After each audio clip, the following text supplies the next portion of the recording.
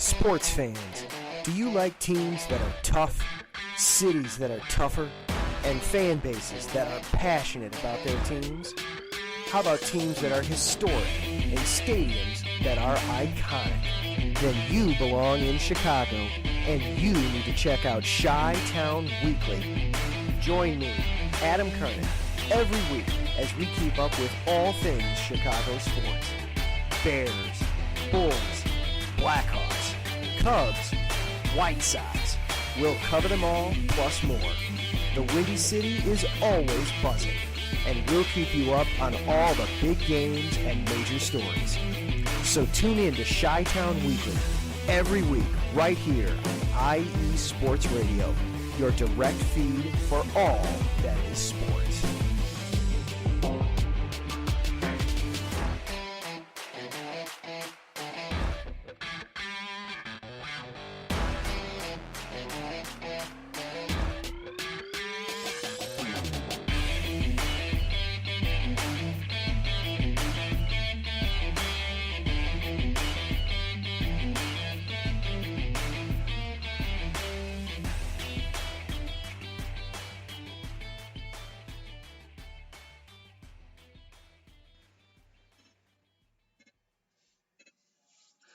Hello, everybody. Welcome to another episode of Palm Tree Sports. I am your host, Corey Buchholz, and it's brought to you by Sports Radio, your direct feed for all that is sports. Happy Saturday to everybody.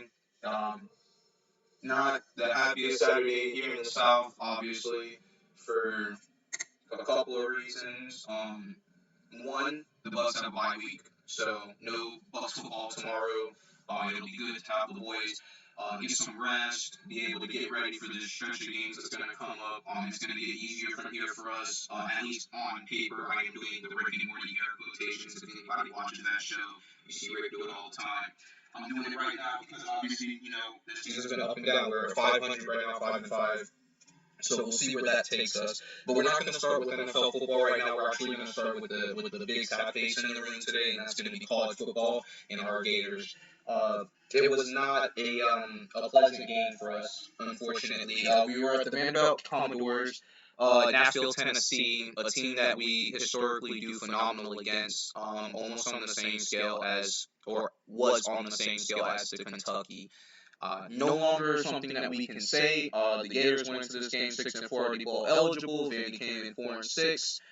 They win one more in the last week, they'll be bowl eligible, so good for them. The score of the game was 31-24, nothing to be spectacularly proud of. If you're a Gator, if you're a Vanderbilt fan, congratulations. Big win for you guys in the program's history, only the second win in the last 10 years against the Gators. The other one came in 2013. Against the head coach of the now Penn State Nittany Lions, which I am a fan of. So, good job, Vandy. Tip my hat off to you guys. I was watching the game. First half was very lackadaisical. It's unfortunate that the play calling was what it was for that game. That was a big issue. We were not moving the ball down the field. We took a few lateral shots, a couple paid off, most didn't. We did not run the ball. I'm going to say this every time I get the chance. When the Gators run the ball effectively, they win, period. There's maybe but a handful of losses that the Gators suffered with north of 150 yards rushing in a game. And in bigger games that they've won was because they ran the ball effectively. So this is one of those examples of the Gators not running the ball, the other team running the ball, and this is what happens. So those are more or less the big keys from that game specifically. From the Gators standpoint, again, congratulations to Vanderbilt. One more game for them, they'll be bowl eligible. So, but that leaves us with the final week of the season here in the South, and that'll be rivalry week, which is my favorite week, just because of all of the atmosphere that's created, because it's not just Florida State, right? There's Texas, Oklahoma. Wait, is it Texas, Oklahoma for their rivalry, or is it Oklahoma State? Can't remember, but no, it's not, because that's the Red River rivalry. So I think it is Oklahoma State. I mean, you got all these different games that are going to pop off. They're going to be really, really good. We got Alabama versus Auburn, the Iron Ball. There's going to be a ton of games, basically, is the point that I'm making for rivalry week, hence the name, and I can't wait for it. FSU's coming in, they're playing really good football. That's going to slide us right into their segment as well, obviously, because, Florida State's going to be the game. It's going to be a good game, I think. I will see what happens and what type of game plan is drawn up on the Gator side. The FSU side is going to be pretty simple. They're going to want to pound the football. There's no doubt about that.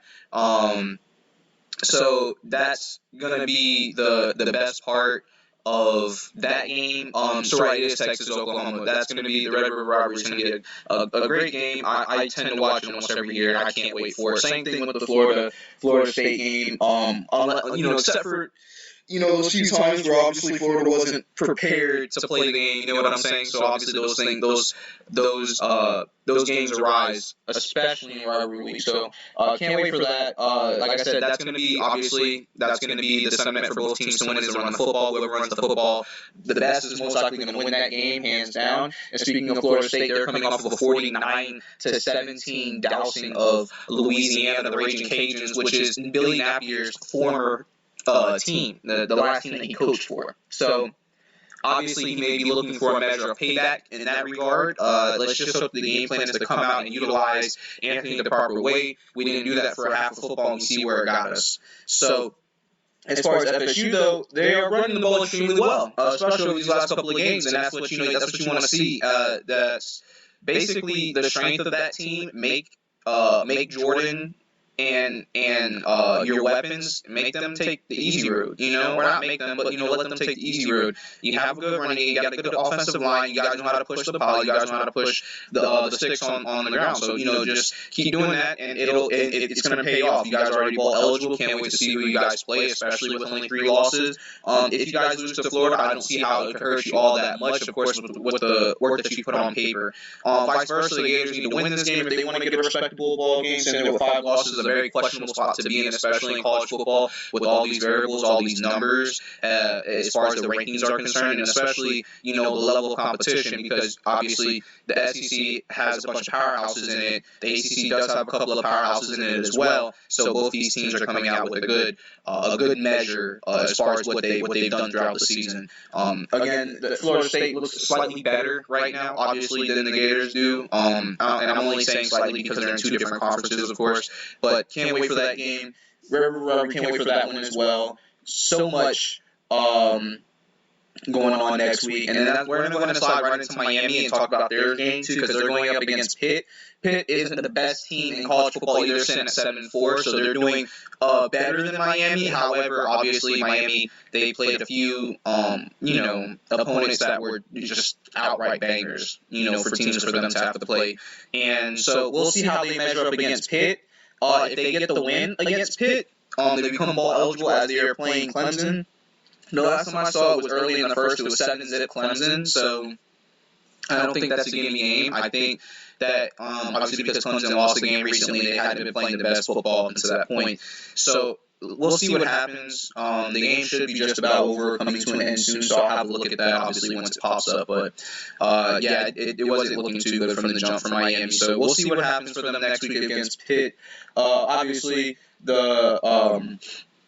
they have this one chance, of course, to become ball eligible in the final game of the season. So if they don't become ball eligible, obviously that's not going to look good for them, especially with the recruiting and the way things are going. And, of course, how Dyke's injury was back and forth. So there are a lot of question marks on Miami right now, especially after a year like this. Hopefully they can bounce back next year and have a ton of recruiting and be able to produce a class that can compete. Because, again, some of these games that were dropped throughout the season, and that's now what we're looking at now. Now we're looking on to next season because, again, we're not looking at anything spectacular for them. We're looking at a ball game, perhaps, if they win, and that's about it. So the next step for them is going to be recruiting. Same thing for FSU and Florida. The difference is they're already on the right track. Obviously, they both have great quarterbacks that they can lean on for the future, especially with AR, and then also some young defenses on both sides of the ball. So hopefully Miami can get back into it and recruit properly so that way they can become a formidable force again. Clemson is sitting at 9-1 coming into this game. They're sitting at ranked 9, so depending on, obviously, some of the other games that are going on, we're going to determine where they slide up and down. But I'm pretty sure that, Clemson is going to handle that game with Miami. So we'll see what happens moving forward. Today's not going to be a super long show just due to the fact that obviously rivalry week is going to consume up 2 teams for their college football, and then the Bucs have a bye next or tomorrow, so we won't be playing another game until next Sunday. The only other thing I have to mention about the college football scene is that for those who do not know, that game, the rivalry game between Florida and Florida State is a Friday game, okay? It's not on Saturday. It is listed on Friday at 7 p.m. start time, okay? So anybody who's going to be looking out for that game, don't get caught up on a Saturday like it normally is, where the other games are going to be. This game is a Friday game, so be prepared for that, guys. So again, thank you for sticking with me on this episode of Palm Street Sports. I am your host, Corey Pujols, and it's brought to you by iSports Radio, your direct feed for all that is sports. Let's get into our first break, and we bounce back. We'll go ahead and jump into some NFL information and news around the league as far as our teams are concerned. We'll dive into the Bucs first. All right, guys? Thank you for joining me on this Saturday afternoon. Let's get it pop. Ladies and gentlemen, hear me and hear me good. If you like sports, then you like the Wait a Minute Show. If you like comedy, then you like the Wait a Minute Show. If you like a different opinion coming from a different angle, then you like the Wait a Minute Show. So join me Saturday, 8 p.m. Eastern Standard Time with your host, Jelani J.B. Bodie. And of course, my man Lopan on the WaitAMinuteShow.com. Ain't that right, Lopan?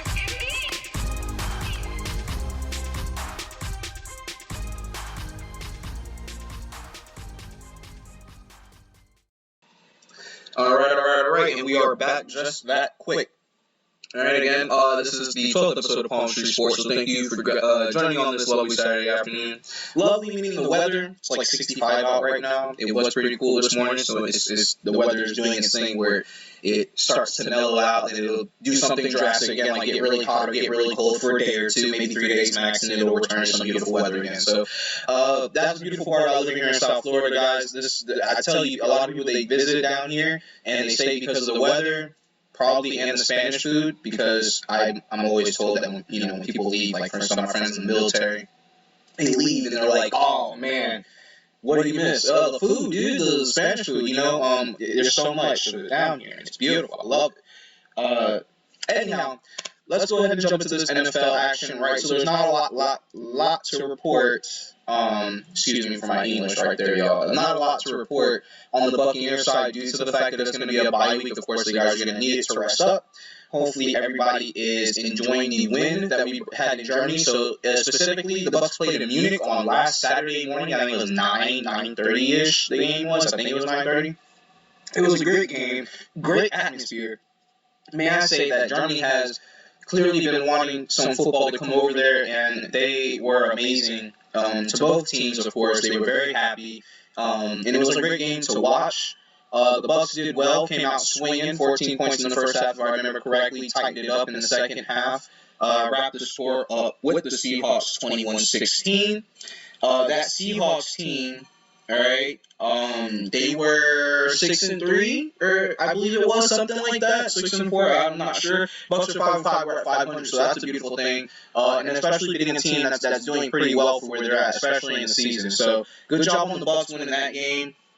What was that? 2 straight, I think it was. In dramatic fashion, I guess you could say. Not really a whole lot more to speak on past that, of course. Players that stood out were Devin White. For all those who don't know, Devin White lost his father. He was boarding a plane when he found out that his father passed. So I can only imagine how heavy his heart was. You can see it after the first sack of the game. It was a very, very emotional time for him, and he played his tail off. It was a beautiful thing. I'm very happy that he was able to compete and effectively produce, because that emotion turned into one of the best games he's ever played as a Buck. I'm going to give you his stats real quick. He went 9 tackles. It was 8 solos plus an assist. We always count the assist, so 9 tackles, 2 sacks. First sack, he gave that beautiful short tribute to his father, love you, father, and then got on the horse, riding Cowboy.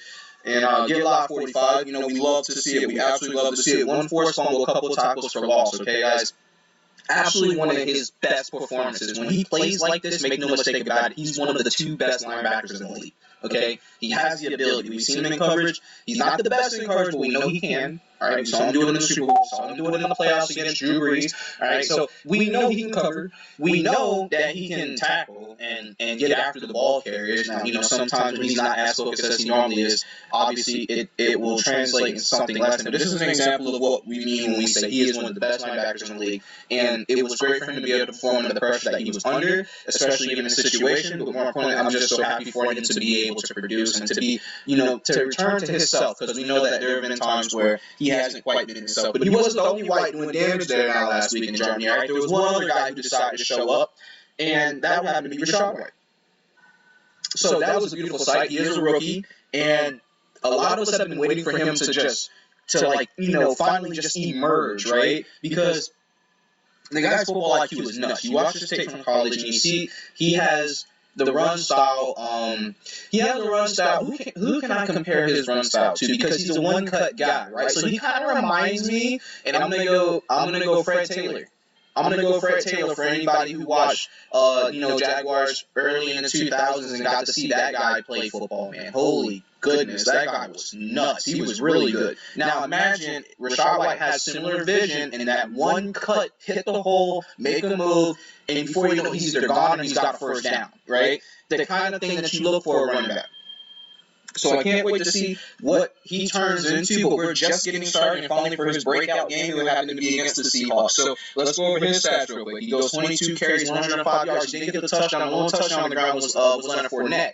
Okay, now Leonard Fournette left the game in the third quarter with an injury, hence the bye week being potent for us right now. He's going to get a chance to heal up. Everybody's going to get a chance to heal up. Rashaad's going to get an extra week of practice and to just be, it's not full-blown practice, but if you play a sport, that you don't leave the sport. I myself, I do martial arts, and I'm doing my home workouts here now, and so I can get back into the gym, and it's a beautiful thing. I felt amazing after my first workout, and it was hard. It was an hour long. It was a grind, and it was everything that I wanted. I imagine it's like that for young Rachaad White, especially coming after this game that he just had, this coming out game, if you will. So excellent job by both the Whites on offense and defensive side. Tom came within 3 passes of tying Aaron Rodgers for the record. Throws the interception. It was such a heartbreaker for all of us. Not going to harp on that too much. Obviously, it happened. There's nothing we can do about it. But, next time, Tom. Next time, Bobby. If there's a next time. Hopefully there's a next time, right? We'll have to wait and see what happens. Now, next up, the Bucs are going to play against the Browns. The Browns are not the best team in the AFC. I pretty much have said this the last few times I've had to mention the Browns on here. They have one of the best running backs in the league. Unfortunately, you need more than just a great running back. You need a little bit more than that. So we'll see how that game goes. That game will be next Sunday at 1 p.m. Early game. Good for us. Probably might be a cold game. We'll see what happens. One way or another, go Bucs. Period. The end. So that's the main thing there for Tampa Bay. Nothing else to report really coming out. Beyond that, Jaguars and Miami are both actually going to be pretty short as well. Mostly because of where we're at in the season. Okay? So first off, the Jags are 3-7. Guys, it's could have turned the season around. Perhaps, with the win over the Chiefs. It was 27-17 loss to the Chiefs after a very close win against the Raiders the week beforehand. I was hoping that you guys would be able to build momentum after that game against the Raiders and be able to maybe go in there and shock Kansas City. You guys did very well. You played well on defense. It took a little bit of Patrick being Patrick, to make Patrick have to be Patrick to win the game. A lot of the time he's just sitting back and gunslinging it over most teams. So you guys actually made it a grind, and they didn't run away with the score. So that part is very impressive. Guys, unfortunately, you lost the game, though. It's getting hard now to try to come up with ways for you guys to win the game. The problem with that game was you guys didn't run the ball and couldn't run it effectively, period. Not a single rusher got over 50 yards rushing in that game for you guys. That's a big problem right there, especially when you have Trevor Lawrence going off. The guy went 29 of 40 for 259 yards and 2 touchdowns. That's good. That's really good from a quarterback, guys. I'm sorry. If your quarterback's putting up those kind of numbers and y'all lost the game, there's something else that matters. Okay, clearly. Defense, no run game. All right. Same things we get on here and talk about every week, guys. Got to tighten up defense. Got to run the football. Got to run the football effectively. Can't just run the ball 50 times for 32 yards. Okay. Can't do that. All right, guys. Got to run the ball effectively. Same thing the Gators need to do. Jags need to do. Now you guys are too close to each other not to be running the football. All right. Is there something going on up there in the north part of Florida? You guys not. What is this, no run November or something? Like, what's going on, guys? You know what I'm saying? You got to produce on the ground in order to win games, period, the end. Got to play defense as well, but producing on the ground is a start, all right? Next up, you guys have the Ravens. Jags, Ravens tomorrow, 1 p.m. Not going to be a gimme game, not going to be an easy game at all. I don't expect you guys to win this game. The Bucs played the Ravens a few years ago. Not a few years ago, a few games ago. I'm sorry, guys. It wasn't a great game for us. Obviously, it came down to the last bit. We weren't able to pull it out of the hat. Maybe you guys can, but at least learn from that game, right? Learn from both of these games. So again, you hung around with the Chiefs a lot better than other teams may have given. Other teams may have, given their record, especially the way they're playing football right now. One of the best teams, if not the best team in the league right now. So, guys, something to build off of. You guys got the Ravens, same thing. You guys are going to have to run the football against the Ravens. I know that's not an easy thing. It doesn't matter. You're still going to have to do it. Make it an easy day for Lawrence, and then also play defense, guys. Sound tackling, turnovers, things that you guys are not doing right now is what needs to be fixed. Control your gaps, all right? Tackle effectively and create turnovers, all right? And let's not, and obviously stop letting guys get over the top of you, right? Because, you can't, if you can't guard, it's really hard, guys. When you play defense, you have to be good in all three facets, right? You got to be good on the line. You got to have good linebackers. You got to have good secondary. But guys, if you have no secondary whatsoever, you have nothing in general. I mean, at the very least, teams who struggle to stop the run can switch to run guarding packages. Okay, so you can fake it till you make it in the run game. You cannot do it in the pass game, guys. Everybody in the league passes. Everybody, even the Ravens, best running football team in the league. And guess what they do? They throw the football. All right, they do. So guys, you have to be ready for that. Let's slide into Miami. Of course, we don't have a lot to talk about from Miami simply because they are just showing us how good they truly are when they have Tua Tagovailoa. I mean, look at this team. They're now first place, all right, in the AFC East. They moved past Buffalo. Buffalo suffering their second loss in a row in dramatic fashion. And, Miami's been on this 3-game win streak, or 4-game win streak. My apologies, Miami. My apologies, Dolphins. 4-game win streak. When was the last time we were saying that? And not just saying that, but saying that in the form of taking first place in the AFC East, the most competitive division in NFL football right now. And these guys, let me tell you, y'all got straight heavy hitters in there. I mean, look, the Jets are doing well. The Bills are the best team in the league for the last weeks. Who knows? Miami, you guys are sitting right there tied with the Jets for the longest, but you guys are in the tiebreaker on the Bills right now. I'm very impressed with the way Miami's playing football, but guess what, guys? I told you so. I get to say this, all right? Again, watching college football, knowing what Tua is capable of. I sat there and I said it. People are saying, is Tua bad? Is Tua this? Is Tua that? No. Guys, just give Tua what he needs, all right, and he'll get it done. Period. And he is showing that, all right? Last game was against the Browns, 39-17, dousing, all right? Gone up in flames up in Cleveland, unfortunately, and Miami is to blame. They're guilty of the charge. Guys, you look good. You look really good, all right? You got the Texans next. You know how I feel about the Texans. Worst team in NFL football probably right now. That's a gimme game. You guys should be 8-3. When was the last time Miami was 8-3? Huh? This is a beautiful thing for you guys. So congratulations to Miami on playing this lights-out football. It's all behind Tua Tagovailoa and great defense being played. Guys, continue to do that. Continue to develop your running game. Continue to use the weapons to keep Tua healthy. And I don't understand how you guys don't run the tables. And you guys are looking like a surprise team right now because you're looking like a top 3 team in the AFC for sure. And you're not number 3. So, good work, guys. Jags got to figure it out. Buccaneers bye week next week or tomorrow. So, again, we'll be following up the following week, and we'll go from there. And so that's it for the NFL, guys. Let's go ahead and take our second break. When we get back, we'll talk Lightning and basketball. Of course, there's no race baseball going on, so unfortunately, there's not much to report there. There won't be until we get a little bit more news towards the season and how the schedule is going to flop out and all those good things. So once we get that, once the draft is started, we'll begin to talk a little bit more about that. I believe. It'll be coming up soon, and yeah, so we'll go from there, guys. And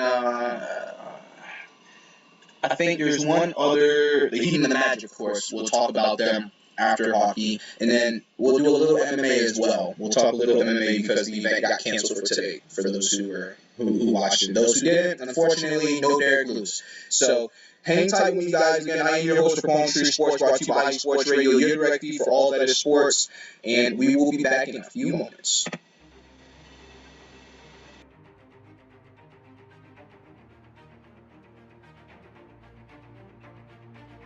Hey USRN fans, do you have a product or company you're trying to promote? Look no further.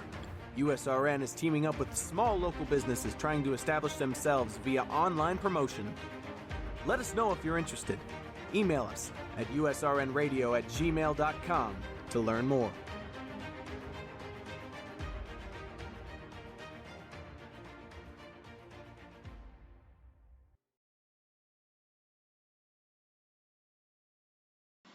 Alrighty, and welcome back to Palm Tree Sports. Again, I am your host, Corey Pujols, and this is brought to you by Sports Radio, your direct feed for all that is sports. And guys, let's go ahead and jump right into the hockey bit. This is going to be a bit of a positive moment here on the show today. So, the Bolts, they've been on a bit of a resurgence. They've won 3 in a row, alright? 2 in a row against the Capitals, so they avenged earlier loss in the season, if I remember correctly.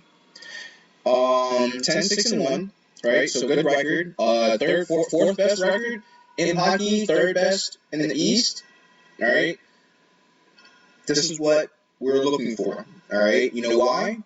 Playing good defense, guys. We're playing good defense again, and anybody knows that when we're playing good defense, we're damn near unstoppable.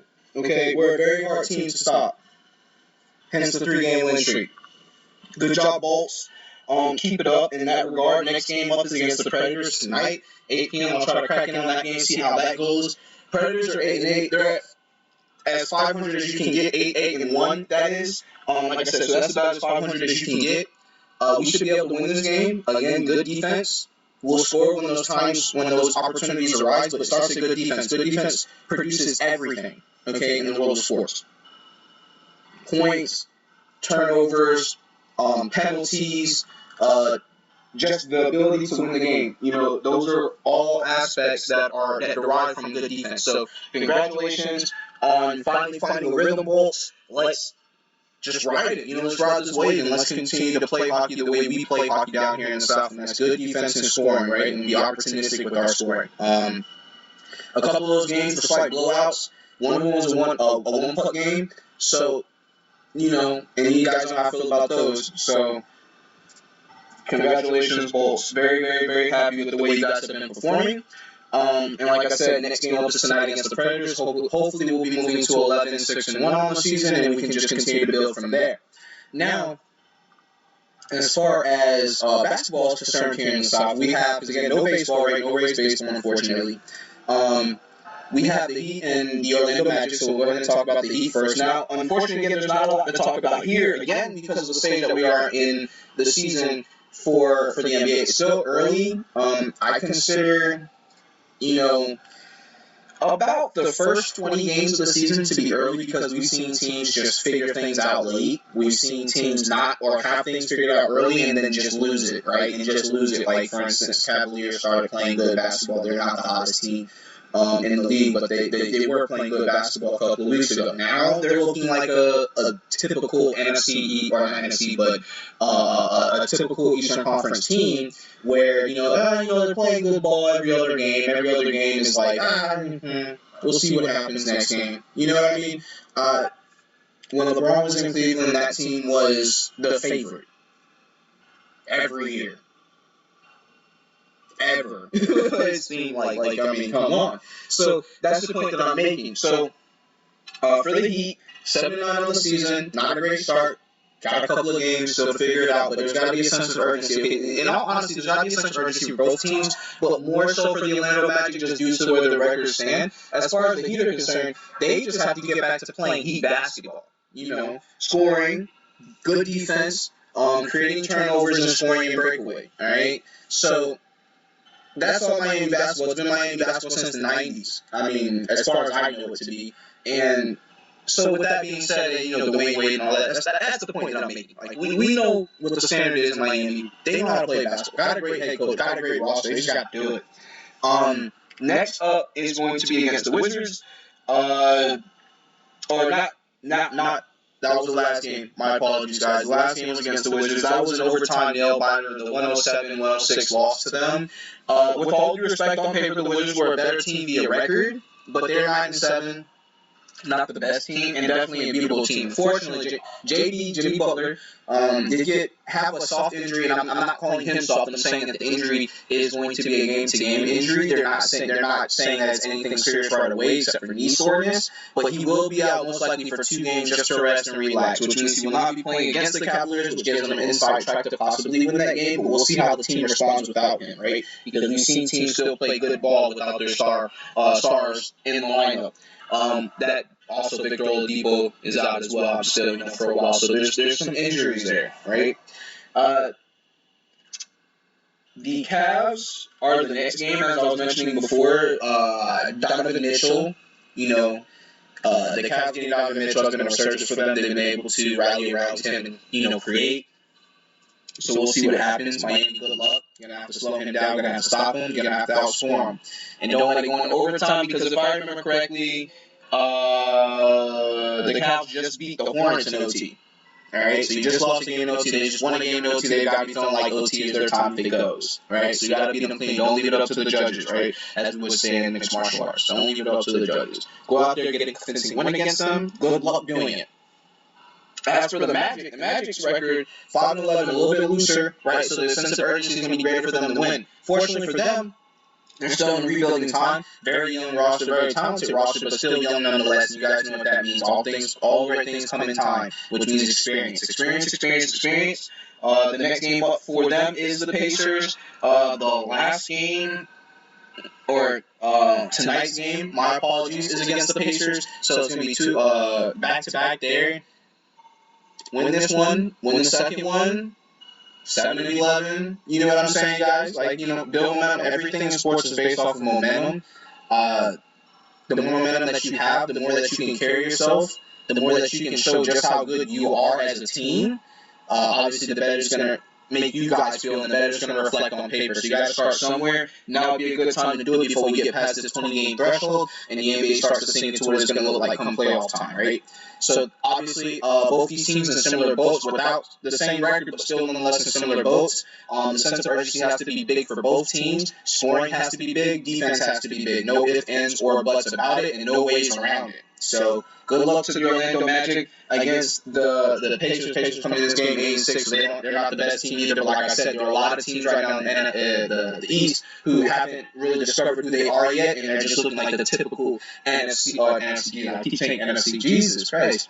The typical Eastern Conference teams, which is like I'm saying, these records where they're near 500 or 2 games above 500, whatever the case may be.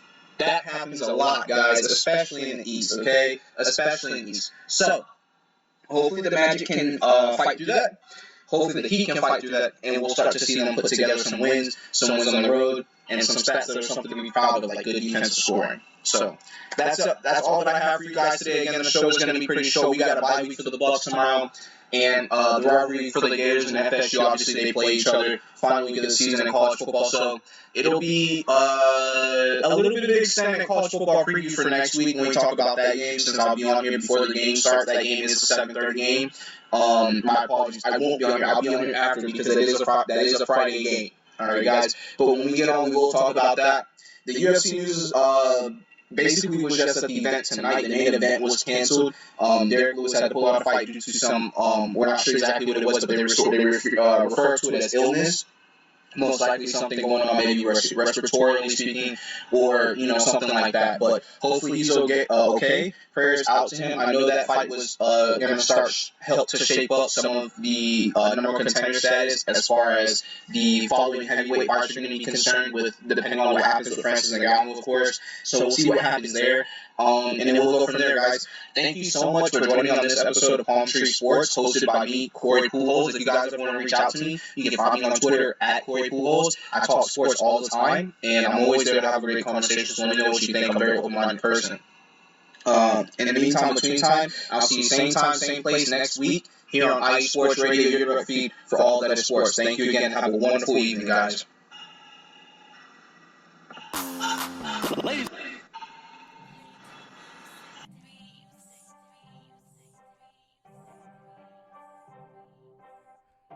Hey, what's up, BS3 sports fans? If you love listening to the BS3 Sports Show, check out the weekend wrap-up every Monday at 12:15 Central Time, 1:15 Eastern, recapping the weekend in sports like you never heard it before. Comedy, interactive chat room, it's a must-listen. Weekend wrap-up on Spreaker.com, part of the X Squad. Check it out. You won't be disappointed.